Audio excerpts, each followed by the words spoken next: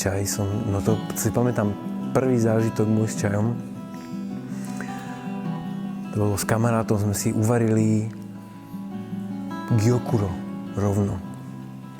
A to som ochutnal a som neveril vlastným chuťovým bunkám ani ničomu, že čo, to môže byť také dobré.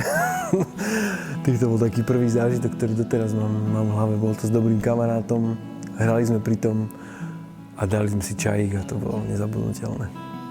Ten kamarát ten čaj dostal a neviem, či to bol jeho prvý čaj alebo čo, ale môj rozhodne prvý a nezabudnutelný. Keď vieš, koľko to bude, takých 20 volačo rokov. No nespal som určite, celú noc som nespal z toho kofeínu, ale odtedy pijem čaj. Zhodou okolností som začal aj hrávať v čajovniach. To boli prvé priestory, kde som rozbiehal svoju hudobnú dráhu. A bolo to preto, lebo tam bol pokoj, ktorý som potreboval k tej hudbe, že som si to nevedel predstaviť v kaviarniach alebo tak, lebo tam bol ruch.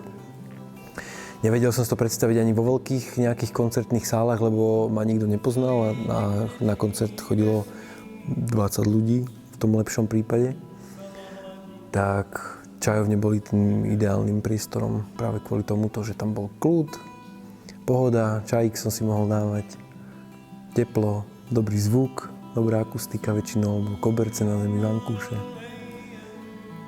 Mám rád silné čaje, také dlhšie výlevy, nálevy. Ja tomu hovorím, že robím si čaj na Barbara. Keby videl nejaký čajomil, tak ma ukrižuje. Tam nechám plávať. Tak po čínsky, vieš. Zaleješ a je to tam. Dobre. No, ja mám rád všetky tieto japončické čaje a aj vietnamské zelené mám rád. No, mám rád taký jeden typ takých kukurično-gaštanových dochutí. Mám také obdobia, napríklad je obdobie, že pol roka čaj nevidím, lebo napríklad sa nedostanem k tomu, že by som si ho išiel kúpiť, lebo vždy na to zabudnem a neviem čo. Tak úplne treba z pol roka ja ten čaj nepijem a nič také sa nestane, ale potom zrazu príde obdobie, napríklad teraz som bol v Číne a tam som to opäť naštartoval túto moju lásku a kúpil som si tam čaje a tie všelijaké ich termosky pouličné.